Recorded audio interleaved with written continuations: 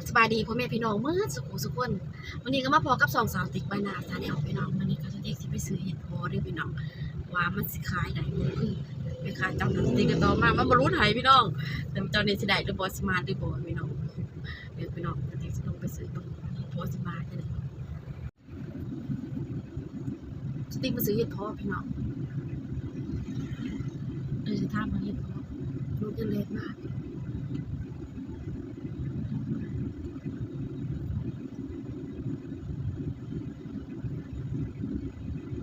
มาซื้อเฮ็ดพอพี่น้อง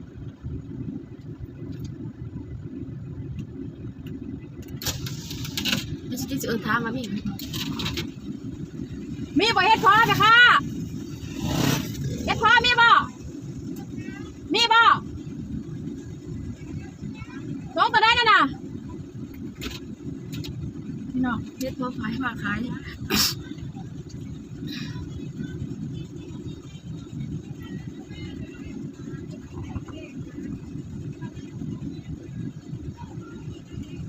พี่มาพักเดินมาสิพี่รถนะพี่น้องแม่ค้ามาขายเห็ดพอสติ๊กเด้อทั้งแต่ได้เห็ดพอน่ะ250คือสิแพงแต่ว่าเห็ดพอแก่แม่ค้าขายให้ส่งละแสนเขาได้ตัวเจ้าพี่น้องเห็ดพอนี่ตัวแก่ตัวอ่อนรถได้เท่าไรเนี่ยรถได้เท่าไรตัวนี้60มันเต็มนี่นะตัวนี้นี่นะได้50บรรลุเลยพอขาย40ไป40ว่าดอกสิมันแพงหลายพี่น้อง40ค่ะ50โอ้ขายบางอย่าง50นี่4040กว่าน้ำเจ้านี่ถุงนี่มานี่40ถุงนี่นะตัวนี้กระรุดแน่เจ้ากระไรแค่คอยรูดแล้วคันบอกก็60นางตัวนี้หัน60หน่วยขายนี่ขายบางอย่างก็50ไปเผานี่นะ40ไป40ก็สิให้ย่อมเจ้า40พันบ่ได้ซื้อบ่ขายบ่ขายก็เอาไปซะ50พี่น้องอู้เจ้าชื่อกับแม่ค้านี่หมู่ขายนี่ส่งละแสนเขาสิตัวเจ้าซั่นอ๋อจะคอยต่อเจ้านี่นะรู้50นี่แม่ขาย60คอยรูดให้เจ้า50อ๋อเจ้าต้อง50นี่ก็ต่อ40จะเว้าตัวนี้หัน70นี่60คอยรูดให้จะบอกบ่นี่40ไปก็เอาซอยเจ้าย่อมเจ้าความหมู่ฝากนี่40ตัวนี้ก็รูดหน่อยตัวนี้หน่อยนึง40,000อ่ะไป40นี่คอยย่อมรูดนะ50นั่นแหละเนี่ย40โดยแม่นอันนี้เขายำเก็ดแก่หมอยแกไม่มีตัวแกตัวอ่อนนั่นแหละปนกันนี่แหละนี่เฮ็ดแฮมคืนซ้ำนี่40-50,000พี่น้องรุ่นต่อกับบรุษ50นั่นแหละนาง50,000พี่น้องต่อกับบรุษนี่น่ะตัวนี้อัน60คนกินบ่ได้ดอกมันแพงหลายแม่ค่ะมันแพงหลายว่าดอกซะมันแพงไปขอบใจหลายๆ40ก็สิเอาสวยเจ้านี่ถุงนี่ก็รุ่นน้อย10,000นั่นน่ะ40คอยขายบางอย่างก็50มา40มาลงนั่นน่ะนี่เอ้า40โอ้อันนั้นมันน้อยพ่อจะน่ะ30น้อยนี่ก็40,000นั่นน่ะ20,000กว่า30ไปมาเจ้าช่วยหัน40มาถุงนั่นหั่นน่ะก็ยอมนะเอาย่อมก็ย่อมซะขอยก็สิย่อมจะคือกันไป40ก็บ่รู้เด้อพี่น้อง50ก็บ่รู้อุ้ยขายแพงตายแต่เด้อจ้ะนี่ซ้ำไปซื้อมากินกำไรนะพี่น้องหาตามปลาแต่จริงกับอะไรอันนั้นมาไม้ดอกพี่น้อง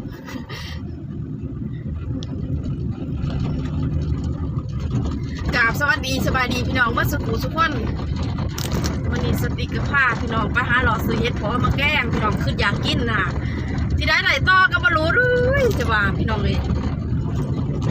นี่ทางบานสติพี่น้องกระโพดแม่ค่ะนี่จะไหลจะดำป่ะก็เขาใจอยู่ดอกว่าอย่าได้เงินนะเอาแบบว่าจะซื้อมาแกงดูกินแล้วจะอยู่ตรงนั้นมันกับบรูดหายสัก40หาว่ามาหาซีไปนะพี่น้องว่ามาหาซีสติ๊กต่อเนาะต่อ40ปกติกะเอาต่อกับต้องลงอันนี้อุ้ยพอลงเล็บพอขาที่นี่คนละเทิงสิซะต้องมาขาอย่างละเทิง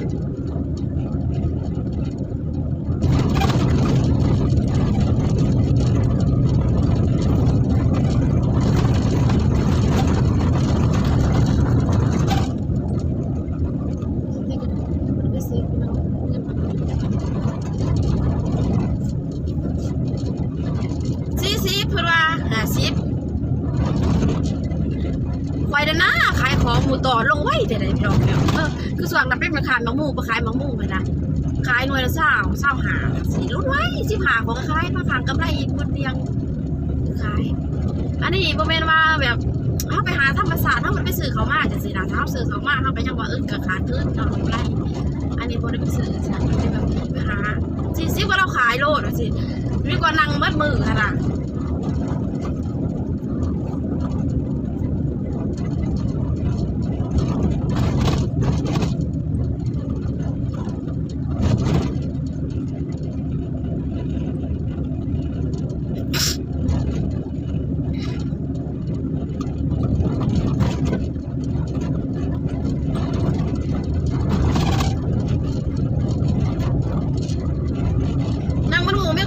ก็ยังมี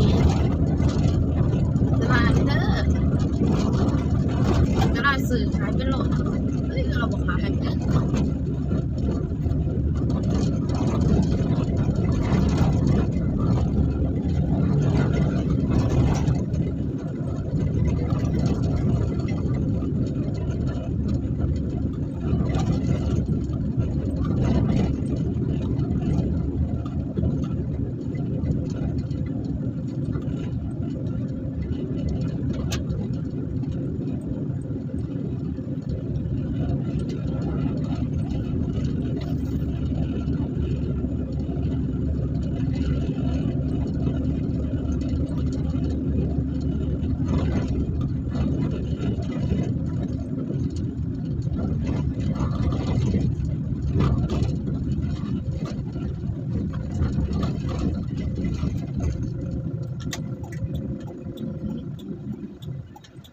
เฮ็ดบ่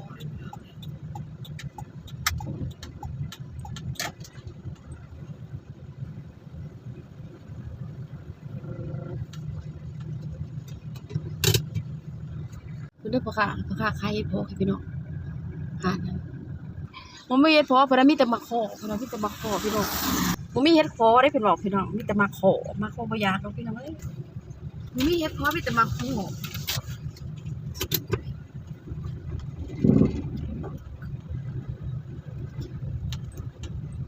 บ่มีเฮ็ดพอเพิ่นมีแต่มาขอจังไสบ้านนี่ขี้ขาดพี่น้องขี้ขาดหาเฮ็ดพอบ้านนี้แต่ว่าบ่มีก็ไปหาอยู่ป่าคือกันเด้พี่น้องเพื่อสิได้อะครับเป็นว่าเรือนไห้เราก็ลำบากเหมือนกัน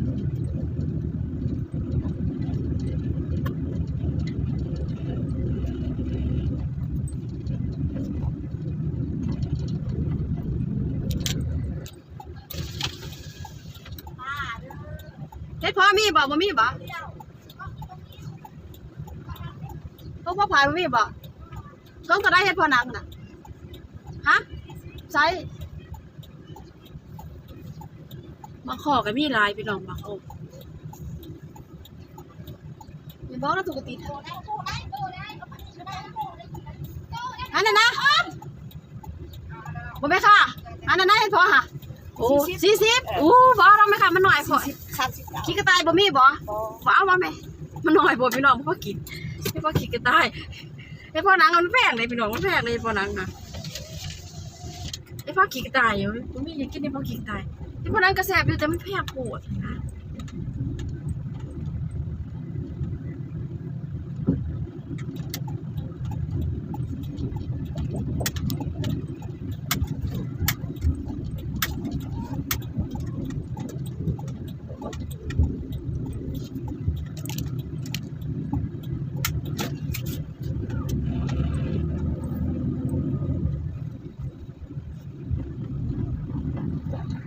บ่ได้เด้อพี่น้องบ่มีสายดิปกติก็หลายสายดิแต่เราบ่มีแต่บักโคก็เฮ็ดพอหนังถุงเดียว40 30ก็เอาเพิ่นมาแก่นิดเดียว10กระดอกพี่น้องสิกินอะไรไปพี่น้องอาจจะไปต่อแม่อาหารนั่นอีกละบ่ได้ก็สิเอาไปเราบ่ได้ก็สิเอาหั่นแหละพี่น้องอย่างนี้อะไรล่ะ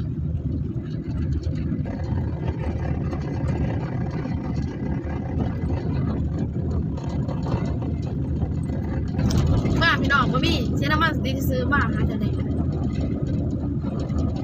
40เพิ่น40เพิ่นว่า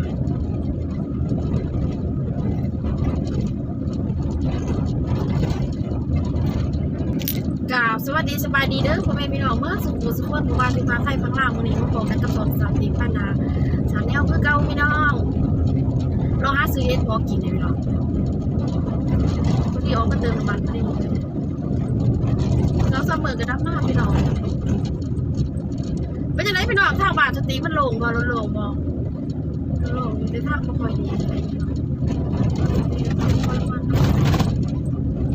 ตอนคลิปนี้พี่ผ่านประการไหนขอโทษขออภัยเด้อพี่น้องความมากเลยเสียงกุ้งกิ้งเสียงนะ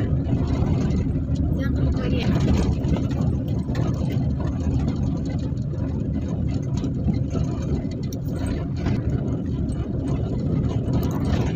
นี่พี่น้องเลยค่ะเมื่อไรไปพอค่ะ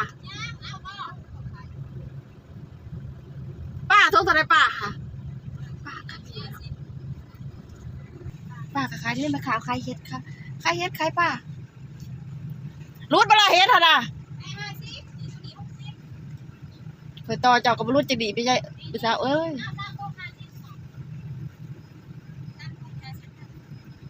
ทุกเมื่อกี้เห็นอยู่ซะจ้ะ50ค่ะเอามาซื้อๆซะเฮ็ดพอนั่งบ่มีบ่ล่ะเฮ็ดพอนั่งก็บ่มีบ่เบิดแล้วบ่รู้จะดีไหมคะอู้จะลาจะดำแต่จะบ่ได้ดอก โอ้ยหาหอยซ่อมจิต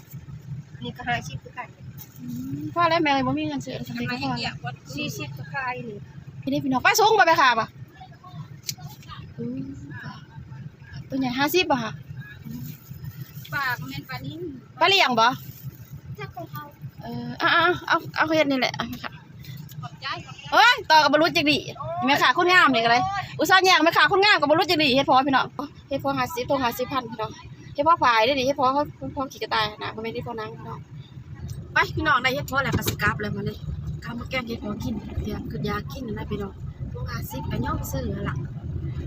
เขาก็เพิ่นสิได้ก็ลำบากเนาะคิดไปคิดมา